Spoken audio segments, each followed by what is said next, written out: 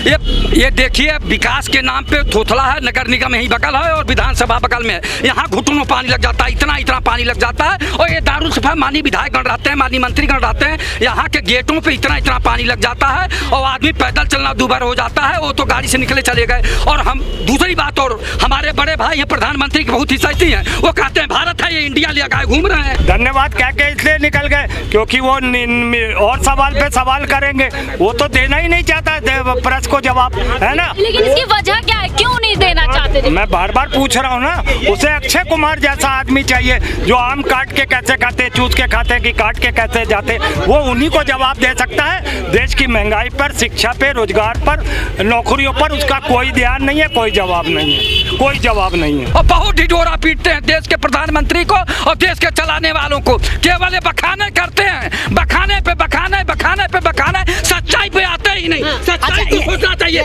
यहाँ के बेबसी, लाचारी और किसानों की समस्या बोलना चाहिए, उस पर बोलने के लिए तैयार।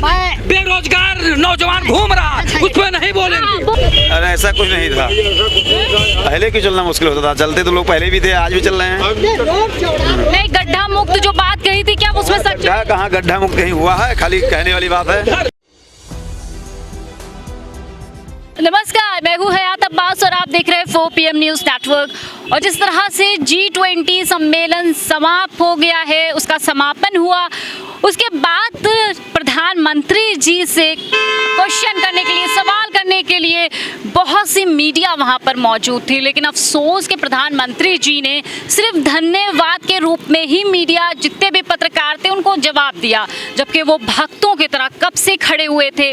खैर, यहाँ पर तो बात सही लगती है, लेकिन बड़ी बात इसमें ये है, बड़ी शर्म की बात कहूँगी, क्योंकि जब हमारे देश के प्रधानमंत्री को दूसरे देश के राष्ट्रपति फजीहत करते हैं, वो भी दूसरे देश जाकर कॉन्फ्रेंस करके बुलाकर उनको ये फजीहत करते हैं।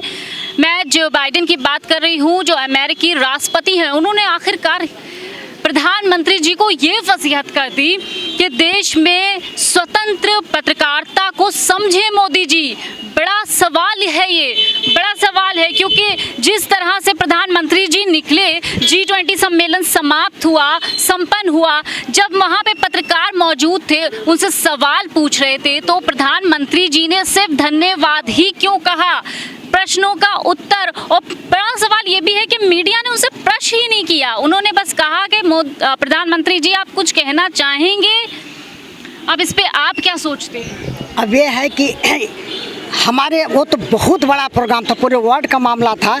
हमारे गांव में एक शादी होता है, तो जो मालिक होता है शादी के संबंधित, वो हिसाब किताब कोई, हर लोग अपना, हमें 2 मिनट बात करने का मौका दो, हमें 2 मिनट बात करने दो। वो कितने मेहमानों को छोड़ना है, कितना सेट करना है, देखना है क्या परेशानी, क्या इसे, जब तक पूरा व्यतीत सब लोग चले नहीं जाते हैं तब तक चैन नहीं आता है। अच्छा। एक एक बड़े से बड़े सब नेता आए हुए हैं, कितना बातें कि जरा सा चूक न हो जाए, लेट न हो जाए, तो शायद इसलिए वो नहीं बोले। तो इसलिए माने वो कई चीज़ देखना है। मीडिया वाले तो हमारे हमेशा ही हैं, बात का जवाब देंगे, सब करेंगे। हम तो ऐसा नहीं देखा प्रधानमंत्री कभी ऐसा किसी को अपमान करें, ऐसी बात नहीं, जानबूझ के नहीं, कभी गलती से कहीं अनजाने में, हम जल्दी में हैं, ध्यान में, अब हम चले जा रहे हैं, नहीं माने कोई बात हो पाती है किसी लेकिन जो बाइडेन ने वहां पर जाकर प्रेस कॉन्फ्रेंस की और उन्होंने मोदी जी को स्वतंत्र पत्रकारिता की नसीहत दे दी। कैसे देखते हैं आप? क्या उनको मीडिया के सवालों से क्यों डरते हैं, क्यों प्रश्न नहीं करते? और बड़ा सवाल तो यही है कि मीडिया भी उनसे सवाल नहीं करती। देखो, जो मोदी जी हैं वो तो मीडिया और फोटो में बहुत आने की इच्छुक रहते हैं हमेशा।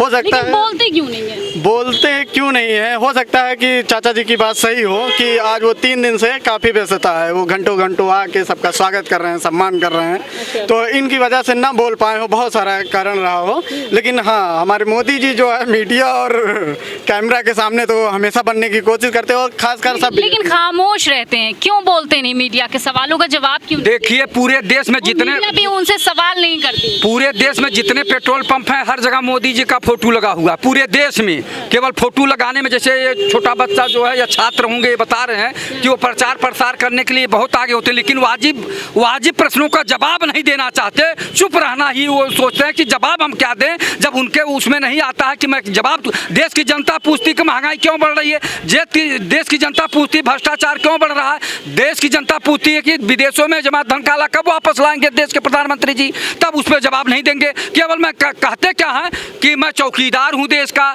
मैं प्रधान सेवक हूँ, मैं जो 35 करोड़ जनता का अभिभावक हूँ, ये सब जो है लच्छेदार भाषा में खूब जवाब देते हैं। लेकिन जो आपने कहा कि जिनको इन्होंने गले लगाया, जिनके लिए सोने की थाली में और चांदी के थाली के चम्मच दे के उनको नाश्ता पानी कराए, खिलाए पिलाए, जो बाइडेन जो विश्व में नाम है उनका, अमेरिका के राष्ट्रपति जी, जब वो जाके विदेशों में इनके कारनामों को बोलते हैं कि भारत देश में देश का प्रधानमंत्री स्वतंत्र पत्रकारिता को तरजीह नहीं दे रहे हैं, तो अब आप बताएं देश के प्रधानमंत्री जी इसका जवाब दें। हमारे बड़े भाई हैं ये, और बहुत ढिढोरा पीटते हैं देश के प्रधानमंत्री को और देश के चलाने वालों को, केवल ये बखाने करते हैं, बखाने पे बखाने, सच्चाई पे आते ही नहीं। सच्चाई को सोचना चाहिए, यहाँ के बेबसी लाचारी और किसानों की समस्या बोलना चाहिए, उस पर बोलने के लिए तैयार नहीं। बेरोजगार नौजवान घूम रहा है, उस पर नहीं बोलेंगे। बोलने दी, इनको ही बोलने दी। क्या मैं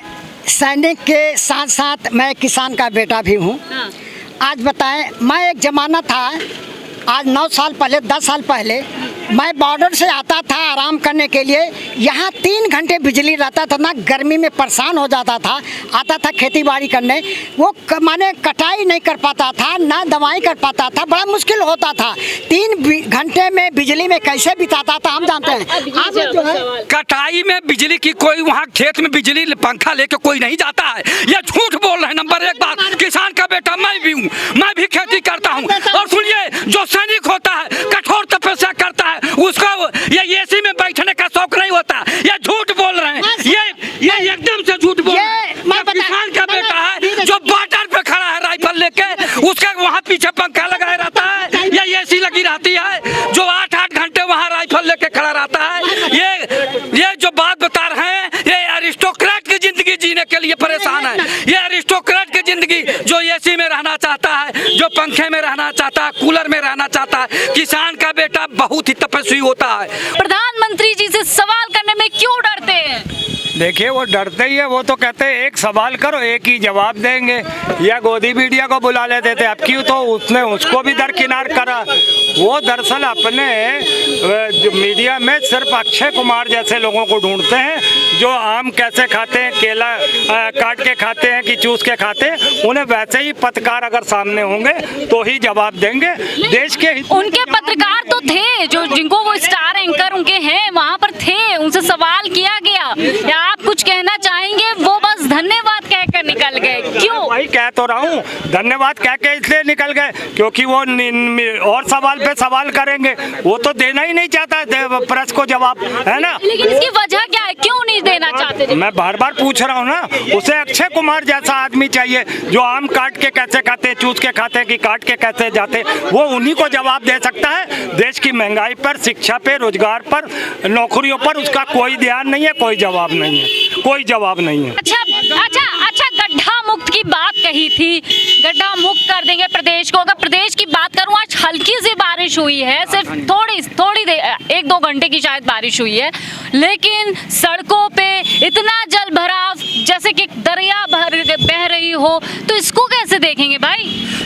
ये देखिए, विकास के नाम पे थोथला है, नगर निगम यही बगल है और विधानसभा बगल में है, यहाँ घुटनों पानी लग जाता है, इतना पानी लग जाता है, और ये दारुल सफा माननीय विधायक गण रहते हैं, माननीय मंत्री गण रहते हैं, यहाँ के गेटों पे इतना पानी लग जाता है और आदमी पैदल चलना दूभर हो जाता है, वो तो गाड़ी से निकले चले गए। और हम दूसरी बात, और हमारे बड़े भाई हैं प्रधानमंत्री की बहुत हिस्साती हैं, वो कहते हैं भारत है ये इंडिया ले गाय घूम रहे हैं। भारत बहुत पुराना नाम है, भारत बहुत पुराना नाम है। इंडिया अंग्रेजों ने रखा था, वो भी जब पहली बार अंग्रेज भारत में गुलाम बनाने के लिए आए थे, तब वो भी अमेरिका के भारत को समझे अमेरिका का एक हिस्सा था जो इंडिया में आने के लिए वहाँ पे लास्ट में वो उस जगह पे एक जंगल आदिवासी थे, वहाँ पे उन्होंने ईस्ट इंडिया का नाम रखा, वहाँ से इंडिया का नाम इंडिया रखा, भारत का नाम।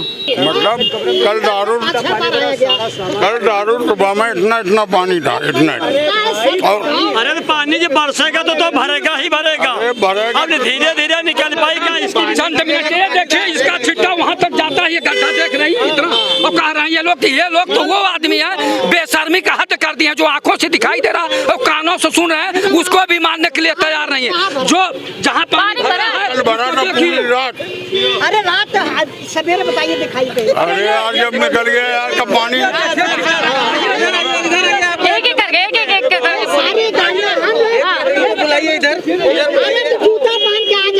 सब धीरे धीरे हाँ धीरे धीरे सब एक एक करके बोलेंगे।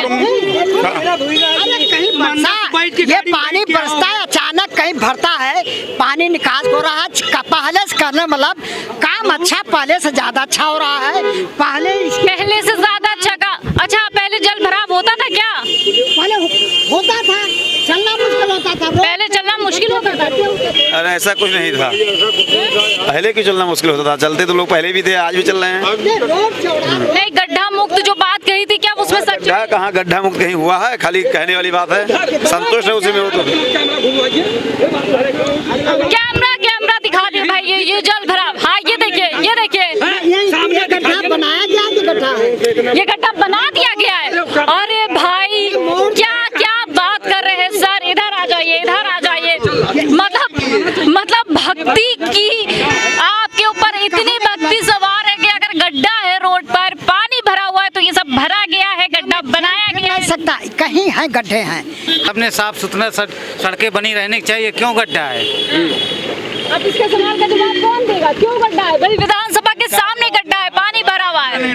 अच्छा ये बनाने इनके जूते साफ हैं। गड्ढा होने का कारण पानी है, बल्कि आज से 4 दिन पहले ये रोड एकदम प्लेन थी, ठीक है। बारिश में डामर मतलब किस क्वालिटी की रोड बनी है कि 3 घंटा बारिश होगी तो गड्ढे हो? इतनी जल्दी धंस जाती है। ये हर एक सरकार में ऐसा होता है, हर एक गवर्नमेंट बरसात में ही होती है कि कौन सरकार अच्छा काम किया है। नगर निगम बगल में है और आपके अधीन है, आपका विधानसभा बगल में है, ये दारुल सफा मानी विधायक निवास है। जब इस रोड पे हालत है तो गांव में क्या हालत होगी, हर जिले के गांव में क्या हालत होगी। ये तो केवल बेशर्मी का हद है। ये राजधानी है, उत्तर प्रदेश की राजधानी लखनऊ सहारा है, सर सुनिए, अदबी का सहारा है, नजाकत का सहारा है ये, और यहाँ ये दशा है। सुनिए। अच्छा G20 की बात करूँ, एक मिनट, G20 की बात करूँ। G20 सम्मेलन हुआ, देश के लिए बहुत गर्व की बात थी। इसको आप कैसे देखते हैं? क्योंकि प्रधानमंत्री जी कह रहे हैं भाई कि हमें पहली बार ऐसा मौका मिला है हमारी सरकार में मेजबानी करने। ये तो बहुत अच्छा, देश वाले गौरवान्वित हो रहे हैं, हम भी गौरवान्वित होते हैं।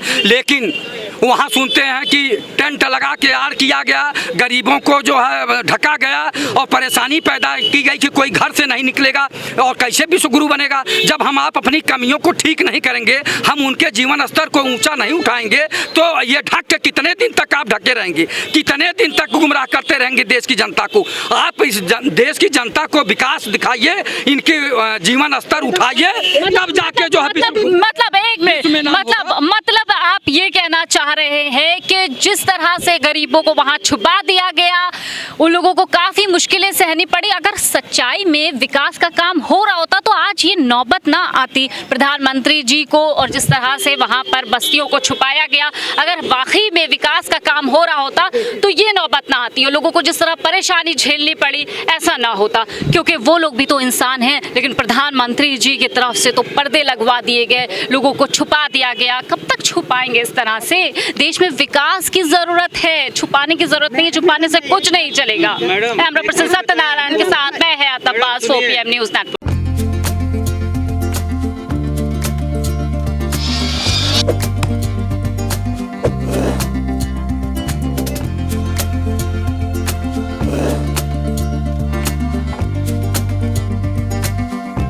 Thank you.